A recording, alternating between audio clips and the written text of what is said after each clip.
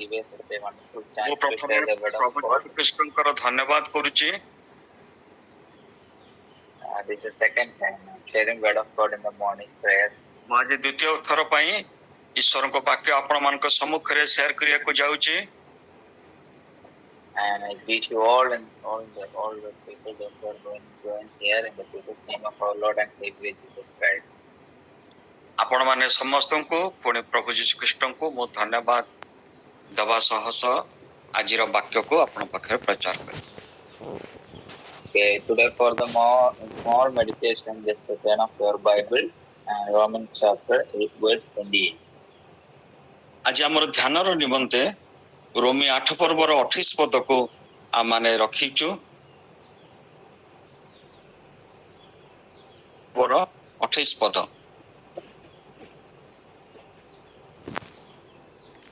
It is read in English. And we know that all the things work together for good to those who love God, to those who are called according to His purpose. ये ओडिया रे पढ़ दियंतु। रोमी 8 ପର୍ବର 28। ଯେଉଁମାନେ ଈଶ୍ୱରଙ୍କୁ ପ୍ରେମ କରନ୍ତି, ଯେଉଁମାନେ ତାହାଙ୍କ ସଂକଳ୍ପ ଅନୁସାରେ ଆହୁତ ହୋଇଅଛନ୍ତି, ଈଶ୍ୱର ଯେ ସମସ୍ତ ବିଷୟରେ ସେମାନଙ୍କର ମଙ୍ଗଳ ସାଧନ କରନ୍ତି, ଏହା ଆମ୍ଭେମାନେ ଜାଣୁ। Thank you, sister. Brother, speak. You know, this is the one word we read before also. এই পদটাକୁ ଆଗରୁ ଆମେ ପଢିଛୁ।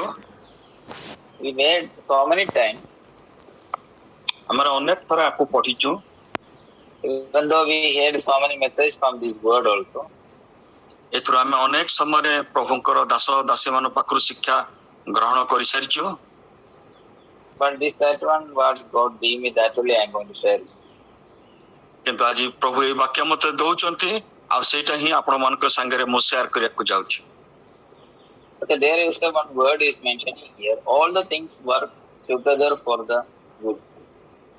ଏଠି ଗୋଟେ ସୁନ୍ଦର ବିଷୟ ଆପଣମାନେ ଲକ୍ଷ୍ୟ କରିବେ, ସମସ୍ତ ଘଟଣା ମିଳି। Do you think that everything work for good in our life? ଅନେକ ସମୟରେ ଆମେ ଭାବିଥାଉ ଭଲ ଭଲ ଘଟଣା ଗୁଡ଼ିକ ଆମର ଜୀବନର ଭଲ ପାଇଁକା ହେଇଥାଏ। Sometimes we also doubt that all things are happening that good for our life. ଅନେକ ସମୟରେ ଆମେ ଭାବିଥାଉ ଏଇ ଯୋଉ ଘଟଣା ଗୁଡାକ ତ ଆମ ପାଇଁ ଭଲ ନୁହେଁ। But Bible is saying that everything work together for the goodness. କିନ୍ତୁ ବାଇବଲ ତ କହୁଛି ସମସ୍ତ ଘଟଣା ଆମର ଭଲ ପାଇଁ ହିଁ ଘଟେ। Sometimes we also doubt in our life, it's happening the same way or not. ଆମେ ଥରେ ଥରେ ଅବିଶ୍ୱାସ କରିଥାଉ ଯେ ଯାହା ମୋ ଜୀବନରେ ଆସୁଛି ଯୋଉ ଘଟଣା ସେଟା ପ୍ରକୃତରେ ମୋ ପାଇଁ ଉତ୍ତମ ହବ ତ? According to the human life which we are living in this world, it is not correct. ଆଉ ଯୋଉ ମନୁଷ୍ୟ ଜୀବନ ଆମେ ଜଗତରେ ବାସ କରୁଛୁ, ସେ ଦେହ ଧରିକି ଆମେ ରହିଛୁ, ସେଇଟା ପ୍ରଭୁଙ୍କର Dutt. All the things are happening in our life not as good. ସବୁବେଳେ ଯେ ଆମମାନଙ୍କ ଜୀବନ ପ୍ରତି ଯାହା ଘଟିବ ସେଟା ଯେ ଭଲ ହବ ତା ନୁହେଁ। But if I see according to the Bible or according to the spiritual level, then we can say all the things are happening, it is good to us. ଯେତେବେଳେ ଆମେ ଆତ୍ମିକ ଜୀବନ ଅନୁସାରେ ତାକୁ ଚିନ୍ତା କରୁ ବା ଦେଖୁ, ସେତେବେଳେ ଆମେ ଜାଣିପାରିବୁ ନା ସବୁ ଘଟଣା ମୋ ପାଇଁକା ଉତ୍ତମ ହବ। In according to Bible, if you see that, Bible ଅନୁସାରେ ଆମେ ଦେଖିଲେ, even though if you say some of the character of the Bible, we can see that what goodness is in their life. ଆମେ ବାଇବଲର କିଛି ଚରିତ୍ର ମାନଙ୍କ ବିଷୟରେ ଆଜି ଚିନ୍ତା କରିବା, ଯୋଉମାନଙ୍କ ଜୀବନରେ କିଛି ଉତ୍ତମ ବିଷୟ ଘଟିଛି। Some may be there bad things, or we can say that good things may be due to the goodness of the work. ଆଉ ଆମେ ଦେଖିବା ଯେ ସେମାନଙ୍କ ଜୀବନରେ ଦିଟା ବିଷୟ ଘଟଣା ଘଟିଛି, ଆଉ ଉତ୍ତମ ବି ମନ୍ଦ ବି। Sometimes our badness or the bitterness also will be used for the good. କିନ୍ତୁ ଯାହାକି ଖରାପ ବା ମନ୍ଦ ବିଷୟ ସେ ଆମମାନଙ୍କର ଉତ୍ତମ ବିଷୟ ପାଇଁକା ସେଇଟା ପ୍ରଭୁ ଆମମାନଙ୍କ ପାଇଁ ଦେଇଥାନ୍ତି। So all the things, if we see together, then we can say that all the things are working together. ଆଉ ଯେତେବେଳେ ଆମେ ସେ ଉତ୍ତମ ଆଉ ମନ୍ଦ ଜିନିଷ ସବୁକୁ ଏକା ସାଙ୍ଗରେ ଚିନ୍ତା କରୁ ବା ଦେଖୁ, ସେତେବେଳେ ଆମେ ଦେଖୁ ସେ ସବୁର ଉତ୍ତମ ହିଁ ଆମେ ଜୀବନରେ ପାଇଥାଉ। We go through the Bible.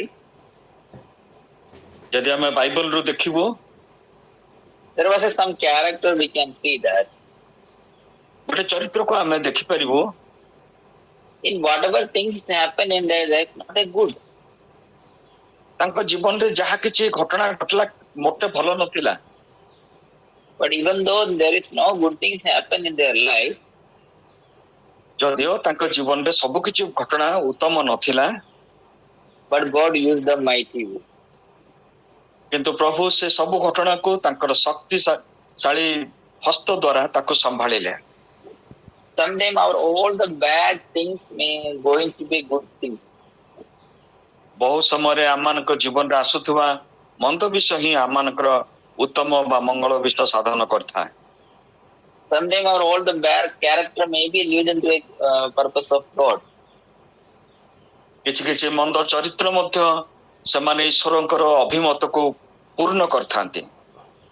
If you read about Peter, ଯଦି ଆପଣ ପିତରଙ୍କ ବିଷୟରେ ପଢିବେ, and he was a good person, ସେ ଯଦିଓ ଭଲ ଲୋକ ଥିଲେ, but problem was that he always want to close to God. ସେ ଯଦିଓ ପ୍ରଭୁଙ୍କର ସହିତ ସମୟ କଟାଉଥିଲେ, ଭେରି ତାଙ୍କର ନିକଟବର୍ତ୍ତୀ ଥିଲେ, and having so many weaknesses. Excuse ମି, Having so many weaknesses. ତାଙ୍କ ଜୀବନରେ ଅନେକ ଦୁର୍ବଳତା ବି ଆମେ ଦେଖିପାରୁଛୁ।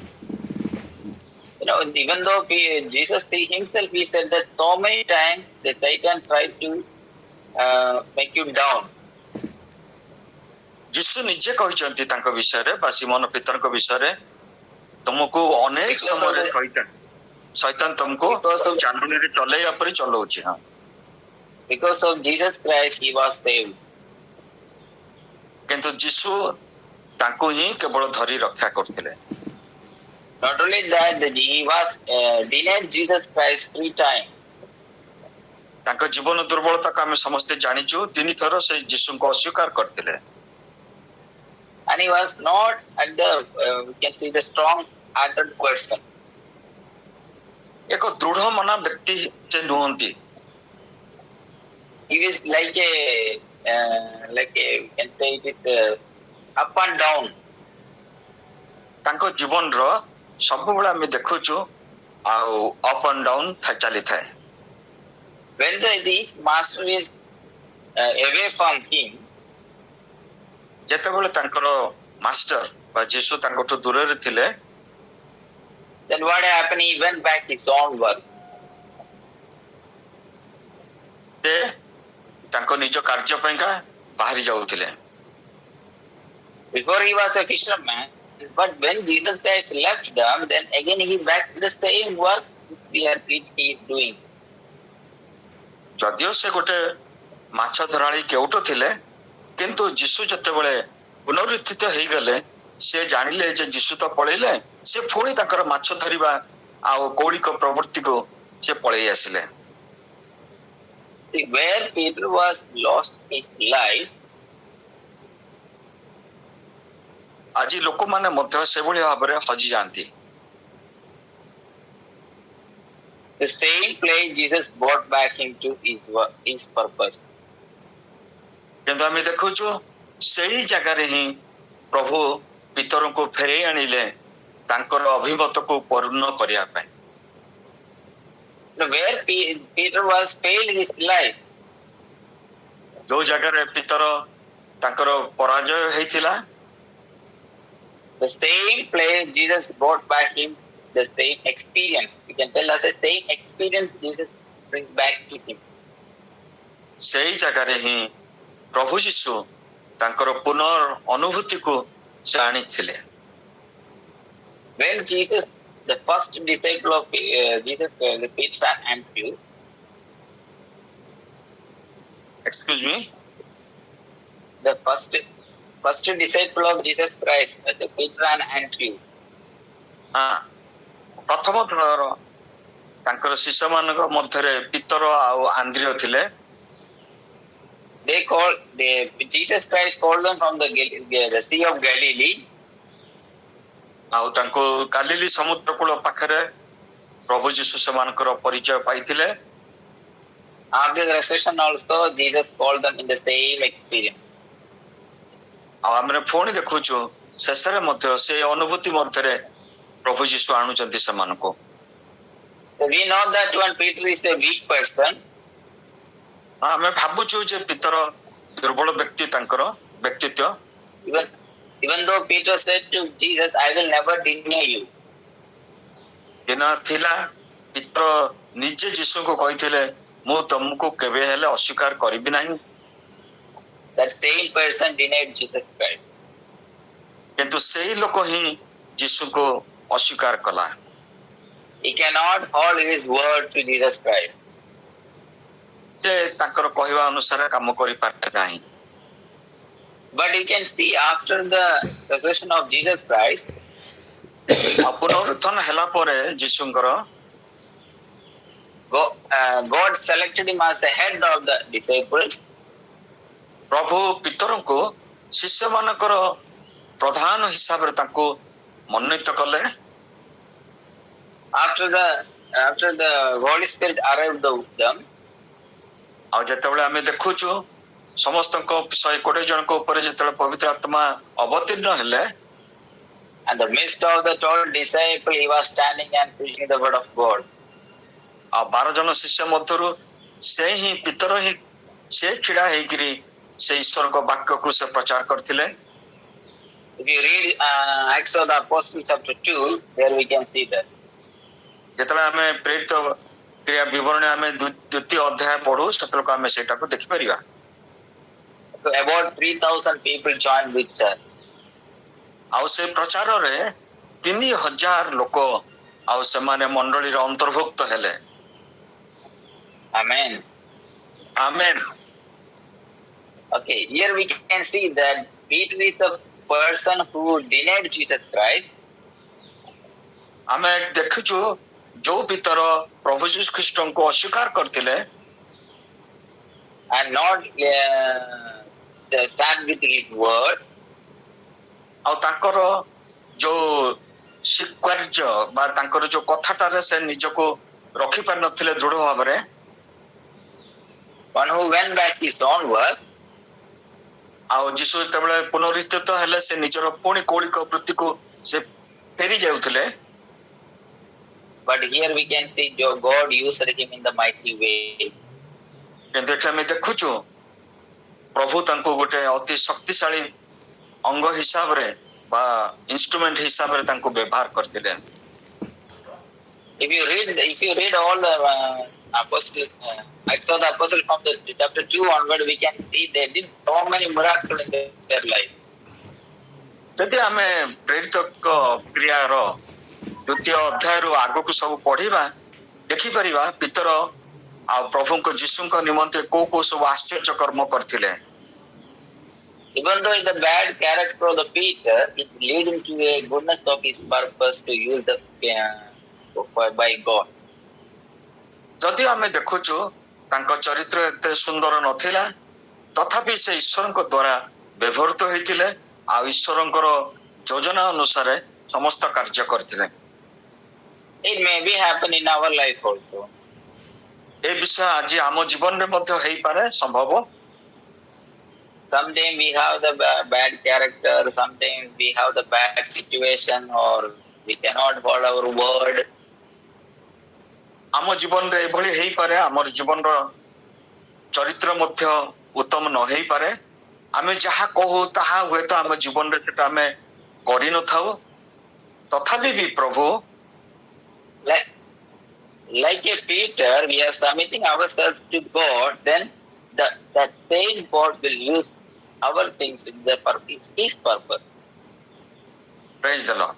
ଯେତେବେଳେ ଆମେ ଏଇ ସମସ୍ତ ଦୁର୍ବଳତା ସତ୍ତ୍ୱେ ଆମେ ପିତରଙ୍କ ପରି ଈଶ୍ୱରଙ୍କ ପାଖରେ ନିଜକୁ ସମର୍ପଣ କରୁ ପିତରଙ୍କୁ ଯେଭଳି ପ୍ରଭୁ ବ୍ୟବହାର କରିଥିଲେ ଆମ ପ୍ରତ୍ୟେକଙ୍କ ଜୀବନକୁ ପ୍ରଭୁ ବ୍ୟବହାର କରିବା ପାଇଁ ପ୍ରସ୍ତୁତ ଅଛନ୍ତି।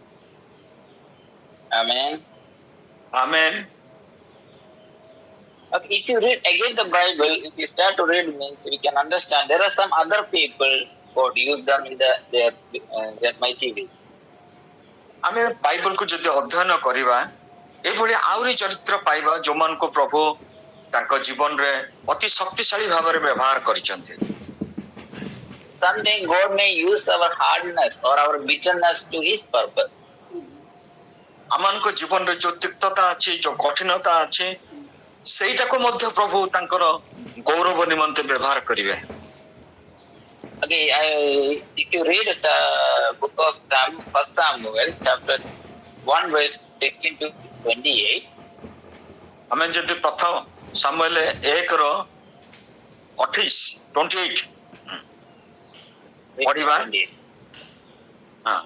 Okay, there was one lady we can see.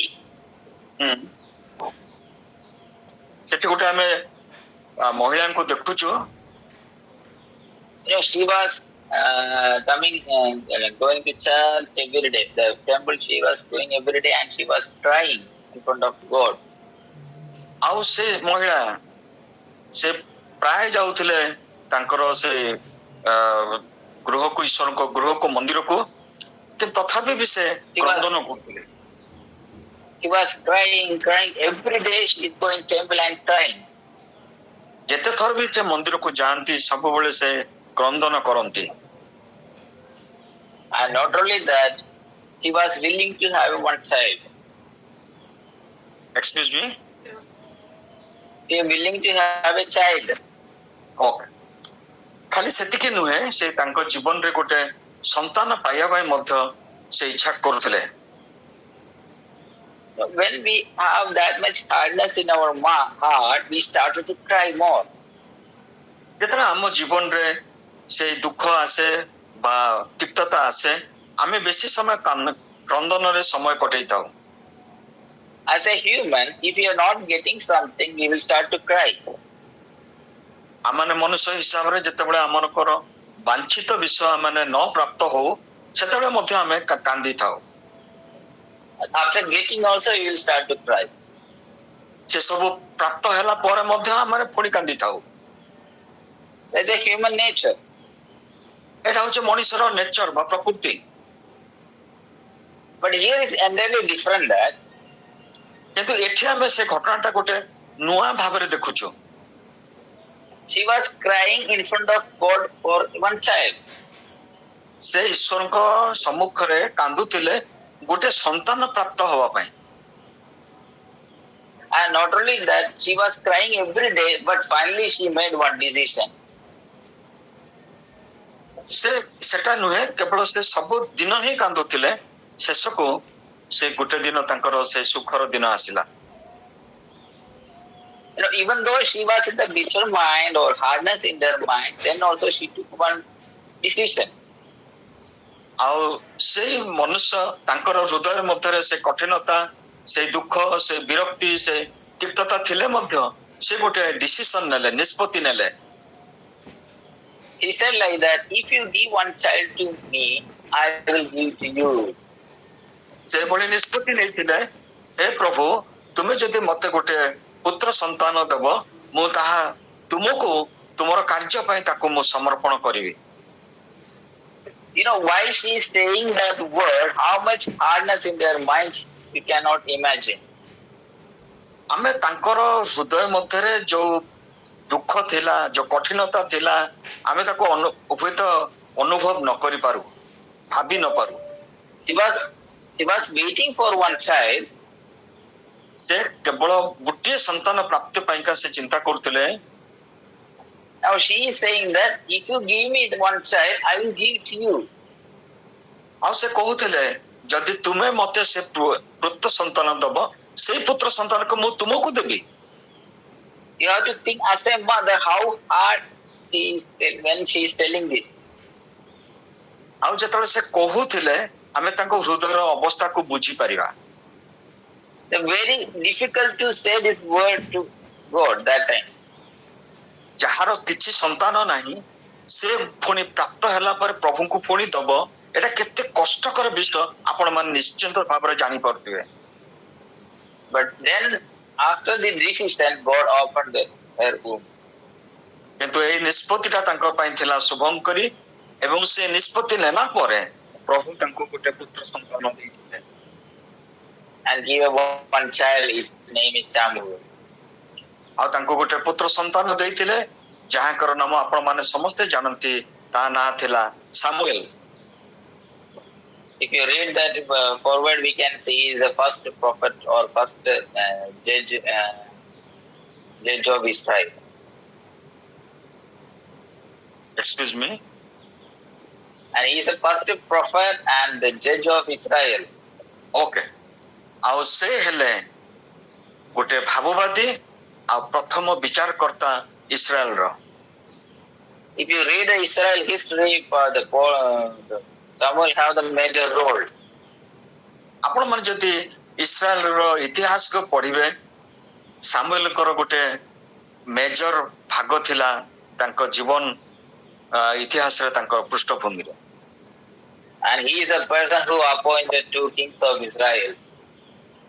ଆଉ ଏଇ ହେଉଛନ୍ତି ସେଇ ଭାବବାଦୀ, ସେ ଦୁଇଟି ରାଜାଙ୍କ ସମୟରେ ସେ ଭାବବାଦୀର କାର୍ଯ୍ୟ ତୁଲେଇଥିଲେ। Okay, after Abraham and Moses, he is a person who hear the word of God directly from the God. Excuse me, repeat it.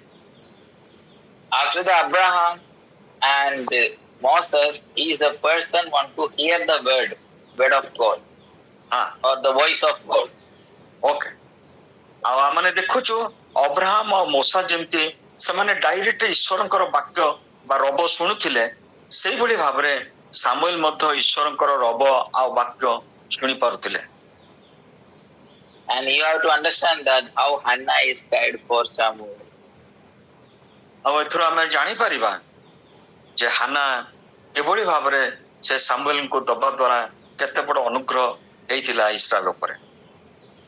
I know that as a mother for Hannah, she was very hard in her mind. ଆମେ ଜାଣିପାରୁଛୁ ଯେ Hanna ଗୋଟେ ସେ ମା, ଆଉ ସେ ମା ହିସାବରେ ତାଙ୍କର ମନଟା କେତେ ଥିବ ଦୃଢ ଭାବରେ।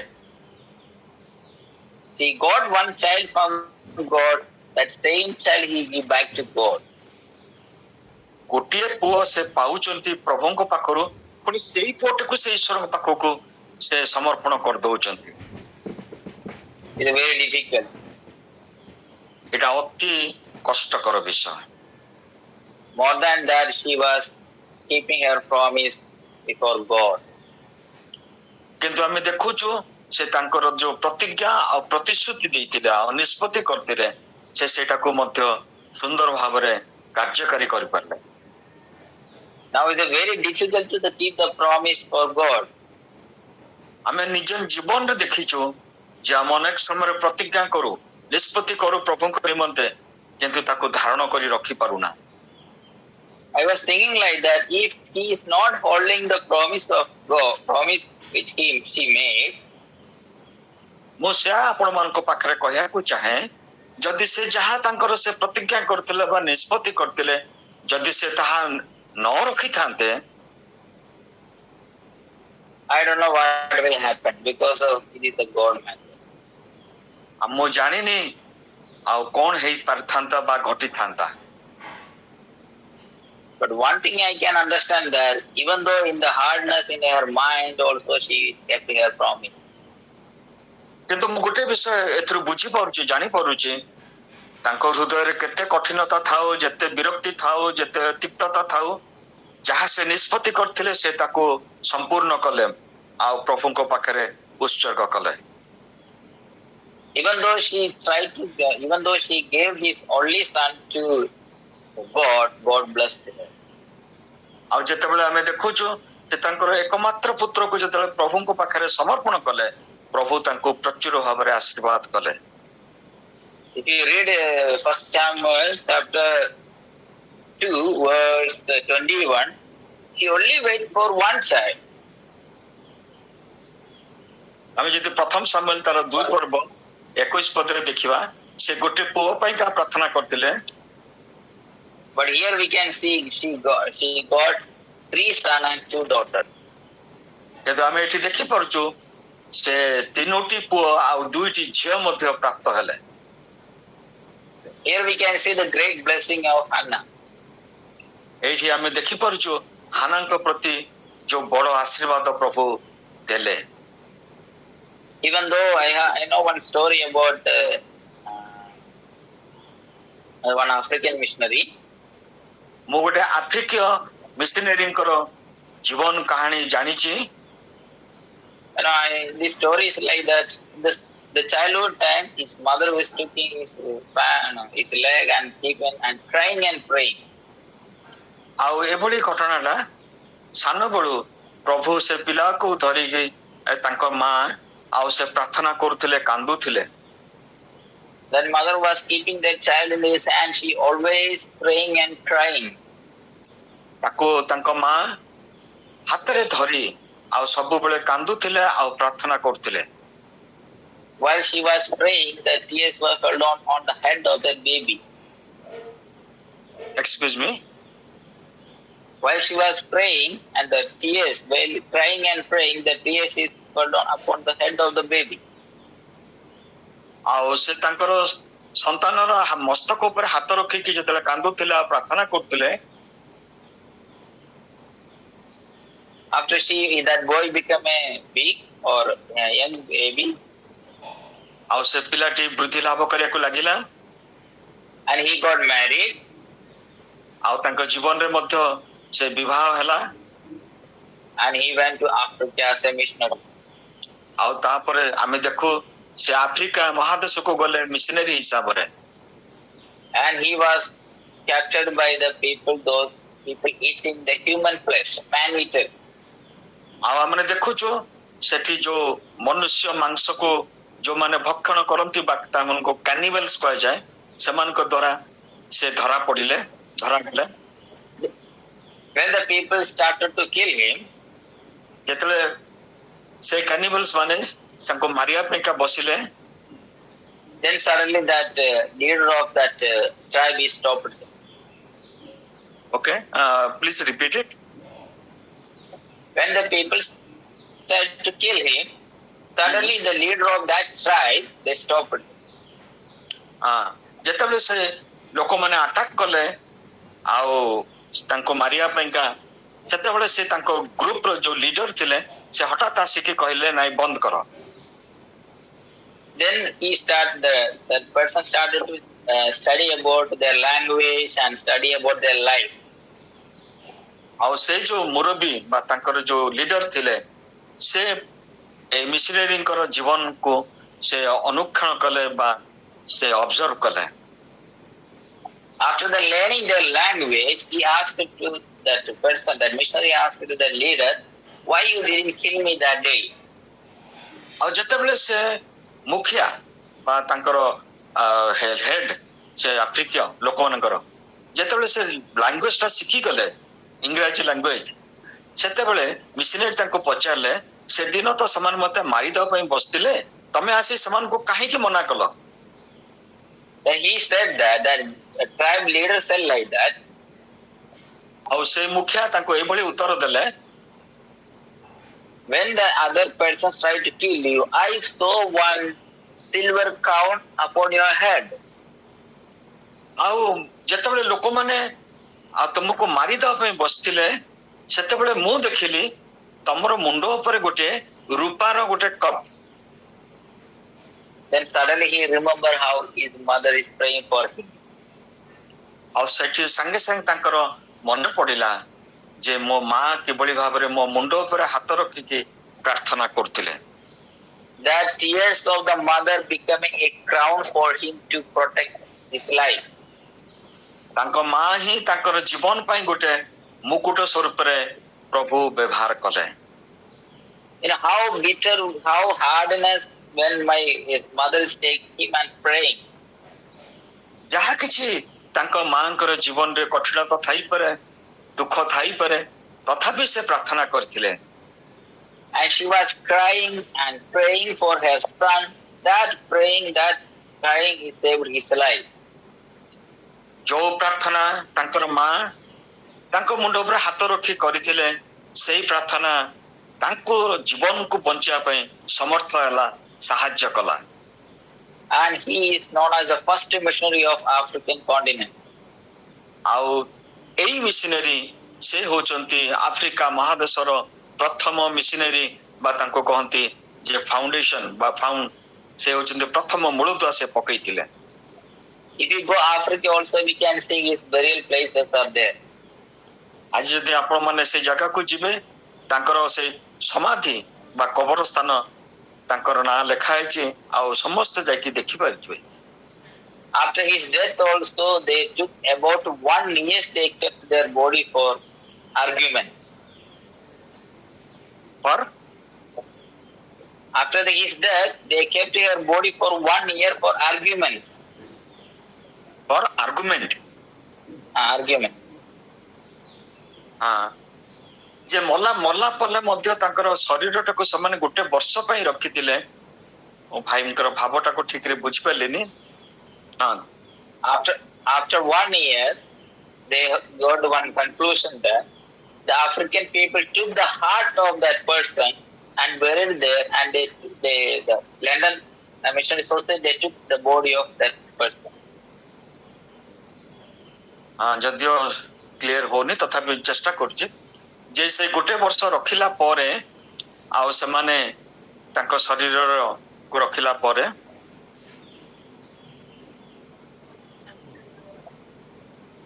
Okay, after his death, ତାଙ୍କର ହାର୍ଟଟାକୁ ସେମାନେ କାଢିକି ରଖିଲେ, କିନ୍ତୁ ତାଙ୍କ ବଡିଟାକୁ ମିଶନାରୀ ମାନଙ୍କୁ ସମର୍ପଣ କଲେ। they took the African people took his heart and buried in Africa, and his body they take back to London. ତାଙ୍କର ଶରୀରକୁ ଲଣ୍ଡନକୁ ଅଣାଗଲା, ଅନ୍ୟ ମିଶନାରୀ ମାନେ ନେଇ ଆସିଲେ, କିନ୍ତୁ ତାଙ୍କର ହାର୍ଟଟାକୁ ସେମାନେ କାଢିକିରି ସେ ଆଫ୍ରିକା ଲୋକମାନେ ରଖିଲେ। Then African people say like this, that he loved by his heart.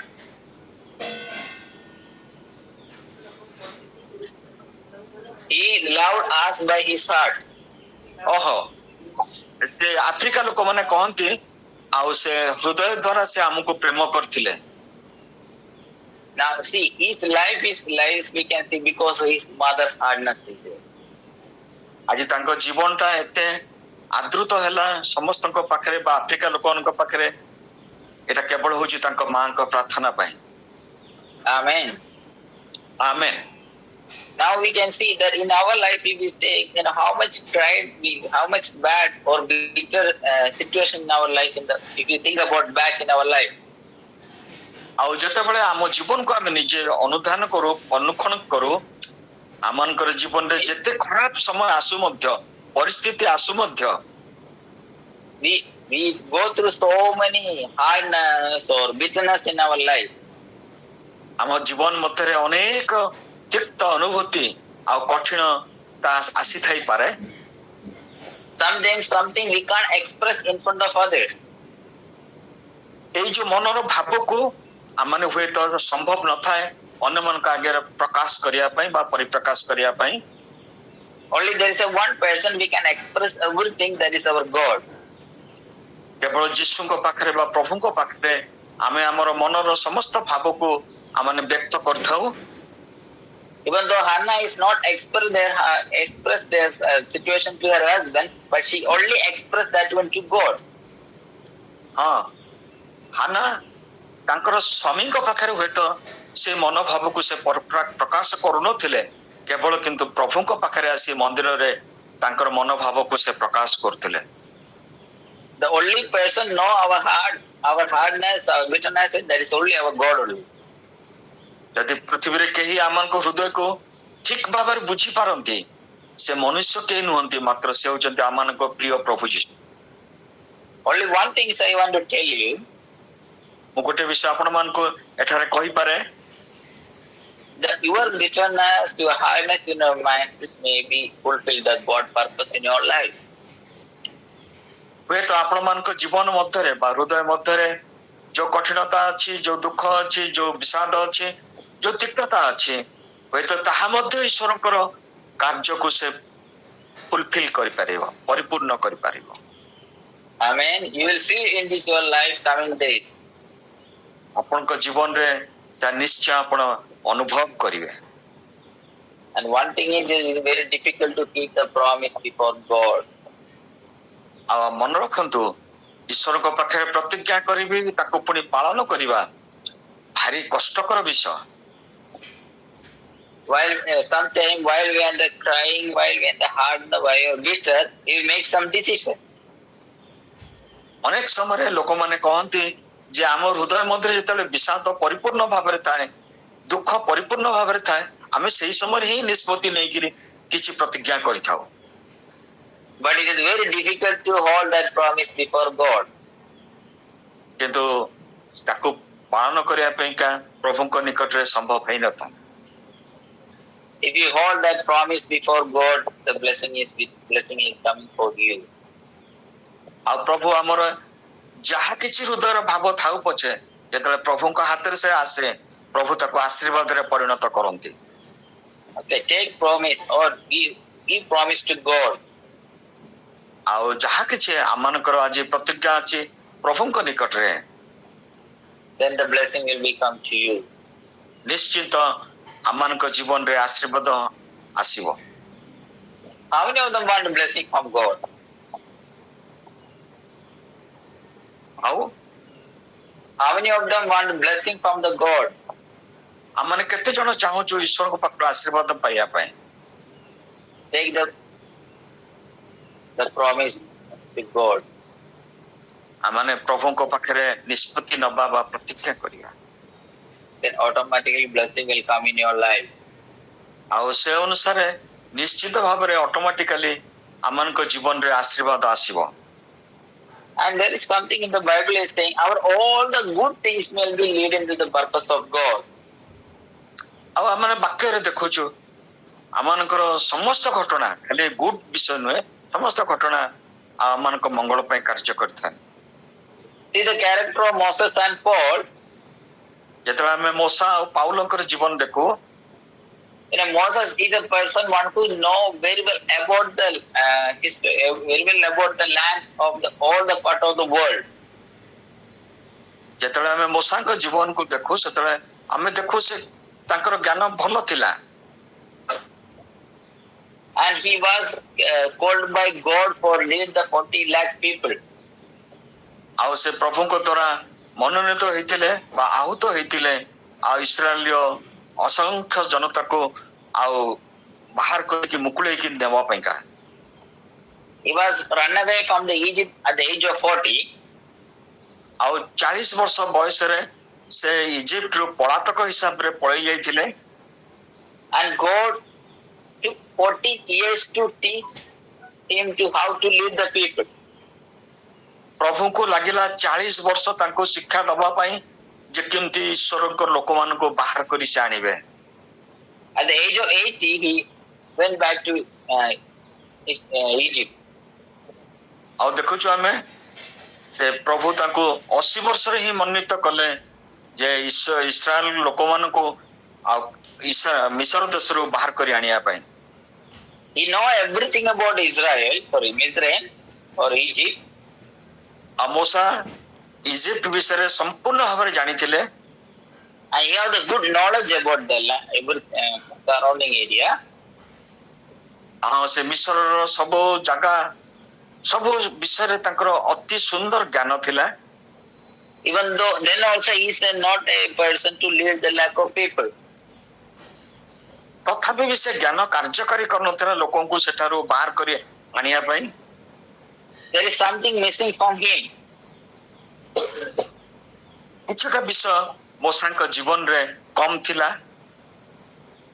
There is something missing from Moses. God make him a good leader for 40 years. ଆଉ ଯୋଉ ମୋଶାଙ୍କ ଜୀବନରେ କିଛି କମି ଥିଲା, ସେଇ ମୋଶାଙ୍କୁ ପ୍ରଭୁ ମନୋନୀତ କରୁଛନ୍ତି ଯେ ଇସ୍ରାଏଲ ଲୋକମାନଙ୍କୁ 40 ବର୍ଷ ଧରି ସେମାନଙ୍କୁ ଲିଡର ହିସାବରେ ଘେନି ନେବା ପାଇଁ। After God make him as a good leader, then he sent him into Israel or Egypt. ପ୍ରଭୁ ଯେତେବେଳେ ମୋଶାଙ୍କୁ ସୁନ୍ଦର ଗୋଟେ ନେତା ରୂପେ ବନେଇଲେ, ତାପରେ ଯାଇକି ସେ ପଠେଇଲେ ମିଶରକୁ ତାଙ୍କର କାର୍ଯ୍ୟ ସାଧନ କରିବା ପାଇଁ। If we come to the life of Paul, yes, हाँ, if we come to the life of Paul, ଯଦି ଆମେ ପାଉଲଙ୍କ ଜୀବନକୁ ଯିବା ଦେଖିବା, he well studied the law of Moses, ଆଉ ସେ ଆମେ ଦେଖୁଛୁ ସେ ବ୍ୟବସ୍ଥା ବି ପଢିଥିଲେ, କିନ୍ତୁ ମୋସାଙ୍କ ବିଷୟରେ ତାଙ୍କର ଅତି ଜ୍ଞାନ ଥିଲା, ବେଶୀ ଜ୍ଞାନ ଥିଲା।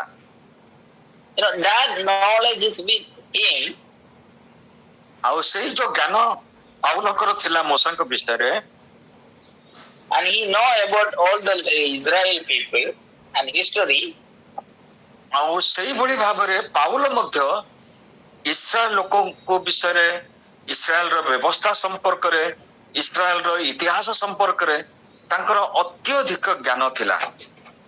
in that knowledge God used for him, for his purpose. ଆମେ ଦେଖୁଛୁ ମୋସାଙ୍କର ପାଉଲଙ୍କର ଏଇ ଯୋଉ ଇସ୍ରାଏଲ ଦେଶ ଉପରେ ଯୋଉ ଜ୍ଞାନ ଥିଲା, ବ୍ୟବସ୍ଥା ଉପରେ ଯୋଉ ଜ୍ଞାନ ଥିଲା, ତାହା ଈଶ୍ୱରଙ୍କର ଗୌରବ ନିମନ୍ତେ ପାଉଲଙ୍କ ଦ୍ୱାରା ସେ ବ୍ୟବହାର କଲେ। Every Saturday he is going synagogue and arguing with the Jewish people because of he have knowledge about the law of Moses. ଆମେ ଦେଖୁଛୁ ଯେତେବେଳେ ବି ପାଉଲ ଯାଉଥିଲେ ଆଉ ତାଙ୍କର ସମାଜ ଗୃହ ବା ସିନାଗୋଗରେ ସେ ଯାଇକି ପ୍ରଚାର କରୁଥିଲେ, ସେ ଜିହୁଦୀ ଲୋକମାନଙ୍କର ଯୋଉ ପ୍ରତିଷ୍ଠିତ ଧର୍ମ ବିଶ୍ୱାସ ଥିଲା ତାହାରି ଉପରେ ସେ ବୁଝେଇବା ପାଇଁ ଚେଷ୍ଟା କରୁଥିଲେ। See, his knowledge was he know about the law of Moses, and God used that knowledge for spread the word of God. ଆଉ ଯୋଉ ଜ୍ଞାନ ସେ ଆଗରୁ ଗ୍ରହଣ କରିଥିଲେ, ସେ ଜ୍ଞାନକୁ ପ୍ରଭୁ ବ୍ୟବହାର କଲେ ତାଙ୍କ ରାଜ୍ୟର ବିସ୍ତାର ପାଇଁକା। You can see he was a person who wrote 14 epistles and established so many churches. ସେଇ ପାଉଲଙ୍କର ଜୀବନରେ ଆମେ ଦେଖୁଛୁ କେତେ ଯେ ମଣ୍ଡଳୀକୁ ସେ ସ୍ଥାପନ କଲେ, ଆଉ କେତେ ଯେ ଓ ସୁନ୍ଦର ସୁନ୍ଦର ଚିଟାଉ ଆମମାନଙ୍କ ପାଇଁକା ସେ ଲେଖିଛନ୍ତି। Because of that God used his knowledge into his purpose. ଏଇଥିପାଇଁକା ଯେ ଈଶ୍ୱର ତାଙ୍କ ଭିତରେ ଥିବା ଜ୍ଞାନକୁ ସେ ତାଙ୍କର ଗୌରବ ପାଇଁ ବ୍ୟବହାର କଲେ, ତାଙ୍କ ଉଦ୍ଦେଶ୍ୟ ପାଇଁ ବ୍ୟବହାର କଲେ। God give a good experience in our life. ଯେତେବେଳେ ପ୍ରଭୁ ଆମ ଜୀବନରେ ଉତ୍ତମ ଅନୁଭୂତି ଦିଅନ୍ତି, and God given good ability to in different level. ଆଉ ଆମମାନଙ୍କୁ ବିଭିନ୍ନ ବିଭିନ୍ନ କାର୍ଯ୍ୟରେ ଦକ୍ଷତା ଦିଅନ୍ତି। Sometimes singing, helping. ଆଉ ଏଇଟା ବି ମଧ୍ୟ ହେଇପାରେ ଅନ୍ୟମାନଙ୍କୁ ସୁସମାଚାର କହିବା ବା କାହାକୁ ସାହାଯ୍ୟ କରିବା, or helping, or sharing, or supporting. କାହାକୁ ସାହାଯ୍ୟ କରିବା ବା ଈଶ୍ୱରଙ୍କ ବାକ୍ୟ କାହା ନିକଟରେ ପ୍ରକାଶ କରିବା। This all will be led and God will use that things to God purpose. ଆଉ ପ୍ରଭୁ ଏଇ ଦକ୍ଷତା ସବୁ ଆମ ଜୀବନରେ ଭିନ୍ନ ଭିନ୍ନ ଲୋକଙ୍କୁ ଭିନ୍ନ ଭିନ୍ନ ଦକ୍ଷତା ଏଇଥିପାଇଁକା ଦେଇଛନ୍ତି ଯେ ସମସ୍ତଙ୍କୁ ସେ ତାଙ୍କର ଉଦ୍ଦେଶ୍ୟ ପାଇଁ ବ୍ୟବହାର କରିବେ। When God used when God using your experience into his own purpose. Brother, repeat it. When God used your experience or your good things in his purpose. ଯେତେବେଳେ ପ୍ରଭୁ ଆପଣଙ୍କର ଅନୁଭୂତି, ଆପଣଙ୍କର ଦକ୍ଷତା, ଆପଣଙ୍କର ସାମର୍ଥ୍ୟକୁ ସେ ତାଙ୍କର ଉଦ୍ଦେଶ୍ୟ ବା ମହିମା ପାଇଁ ବ୍ୟବହାର କରିବେ, you will get the blessing from the God. ସେତେବେଳେ ଆପଣ ମାନେ ଆଶୀର୍ବାଦ ପାଇବେ ଈଶ୍ୱରଙ୍କ ପାଖରୁ। See, Moses got the blessing from God. ମୋସା ମଧ୍ୟ ଆଶୀର୍ବାଦ ପାଇଥିଲେ। He is a person one to talk with God face to face. ଆଉ ସେଭଳି ଏକ ବ୍ୟକ୍ତି ଯେ କି ମୁଖାମୁଖି ସମ୍ମୁଖା ସମ୍ମୁଖୀ ସେ ଈଶ୍ୱରଙ୍କ ସହିତ କଥାବାର୍ତ୍ତା ମଧ୍ୟ କରିଥିଲେ। No one in the Bible we can see one person to talk to God the face to face. I say how the Father Son is talking. ଯେଭଳି ବାପ ପୁଅ ସାଙ୍ଗରେ କଥାବାର୍ତ୍ତା କରେ, ସେଭଳି ସେ ଈଶ୍ୱରଙ୍କ ସାଙ୍ଗରେ ମୁହାଁମୁହିଁ ସମ୍ମୁଖା ସମ୍ମୁଖୀ କଥାବାର୍ତ୍ତା କରିଥିଲେ। And Paul the person one who went up to the third heaven. Excuse me? Paul the person one who went up to third heaven. ଆଉ ପାଉଲ କହନ୍ତି ମୁଁ ତୃତୀୟ ସ୍ୱର୍ଗ ପର୍ଯ୍ୟନ୍ତ ଉନ୍ନୀତ ହେଇଥିଲେ। who got that much big privilege in his life. ଆଉ ସେଟା ପାଉଲଙ୍କର ଜୀବନରେ ଗୋଟେ ସମ୍ପୂର୍ଣ୍ଣ ଗୋଟେ ଅତି ଆଶ୍ଚର୍ଯ୍ୟ ଅନୁଭୂତି ଥିଲା। That is a blessing from the God to God. ସେଇଟାକୁ ଆମେ ଧରିବା, ସେଟା ପାଉଲଙ୍କ ଜୀବନରେ ଈଶ୍ୱରଙ୍କର ମହାନ ଆଶୀର୍ବାଦ। Are we going to use your ability to for God purpose? ଆଜି ଆମମାନଙ୍କର ସାମର୍ଥ୍ୟ, ଆମମାନଙ୍କ ଅନୁଭୂତି, ଆମମାନଙ୍କର ଦକ୍ଷତା, ଆମମାନଙ୍କର ଶିକ୍ଷାକୁ ପ୍ରଭୁଙ୍କର ମହିମା ପାଇଁ, ଗୌରବ ପାଇଁ ବ୍ୟବହାର କରୁଛୁ କି? You will get the blessing which you never imagined. ଆଉ ଯଦି ଆମେ ବ୍ୟବହାର କରିବା, ଏଭଳି ଆଶୀର୍ବାଦ ପ୍ରଭୁ ଆମମାନଙ୍କୁ ଦେବେ, ହୁଏତ ଆମେ କେବେ ତାକୁ ଅନୁଭବ କରିନଥିବା, ଭାବି ବି ନଥିବା। Which you are not imagined, that much blessing will come to you. ଆପଣ କେବେ ଚିନ୍ତା ବି କରିନଥିବେ ଯେ ଏଭଳି ଆଶୀର୍ବାଦ ଆପଣଙ୍କ ଜୀବନକୁ ଆସିବ। And Paul never thought that I will go straight to heaven. ଆଉ ପାଉଲ କେବେ ଭାବି ନଥିଲେ ଯେ ପ୍ରଭୁ ତାଙ୍କୁ ସେ ସ୍ୱର୍ଗକୁ ଉତ୍ଥିତ କରିବେ, ଆଉ ସମସ୍ତ ସ୍ୱର୍ଗର ଐଶ୍ୱର୍ଯ୍ୟକୁ ଦେଖେଇବେ। Because he used his ability and his experience to spread the word of God. ଆଉ ଯେତେବେଳେ ସେ ପ୍ରଭୁଙ୍କ ପାଖରେ ସମର୍ପିତ ହୋଇ ତାଙ୍କର ସମସ୍ତ ଶିକ୍ଷା, ତାଙ୍କର ସମସ୍ତ ଜ୍ଞାନକୁ ସେ ପ୍ରଭୁଙ୍କ ପାଖରେ ସମର୍ପଣ କରିଦେଇଛନ୍ତି, ପ୍ରଭୁ ମଧ୍ୟ ତାଙ୍କୁ ଆଶୀର୍ବାଦ କଲେ। That reason God blessed him more than he imagined. ଆମେ ଦେଖୁଛୁ ଏଭଳି ଆଶୀର୍ବାଦ ପାଉଲଙ୍କ ଜୀବନରେ ଆସିଲା, ହୁଏତ ସେ କେବେ କଳ୍ପନା ବି କରିନଥିଲେ। Okay, in whatever things happen in our life, it may be leading to the purpose of God. ସେଥିପାଇଁ ଆମେ ଏତିକି ଦେଖୁଛୁ, ଯାହା କିଛି ଆମ ଜୀବନରେ ଆସେ ଶେଷକୁ ତାହା ଆମମାନଙ୍କ ଜୀବନର ମଙ୍ଗଳ ପାଇଁ କାର୍ଯ୍ୟ ସାଧନ କରିଥାଏ। If you think that is in the spiritual way, whatever things happening in our life, that is for leading to God only, or purpose of God only. ଆତ୍ମିକ ଭାବରେ ଆମେ ଦେଖିବା ମଧ୍ୟ ଯାହା କିଛି ଆମ ଜୀବନରେ ଘଟଣା ସବୁ ଆସୁଛି, ଶେଷରେ ସେଇଟା ଆମ ପାଇଁ ମଙ୍ଗଳ ସାଧନ କରିବ। Amen. Amen. Just focus on God. ଆମେ କେବଳ ଈଶ୍ୱରଙ୍କ ଉପରେ ଆମର ମନକୁ ରଖୁ। And what things in my life can be useful for God. ଆଉ ଆମେ ଚିନ୍ତା କରୁ, ଧ୍ୟାନ କରୁ, ମୁଁ କୋଉ ବିଷୟ ମୋ ଈଶ୍ୱରଙ୍କର ଗୌରବ ନିମନ୍ତେ ମୁଁ ବ୍ୟବହୃତ ହେଇପାରିବି। If you don't have anything, just try to find out now.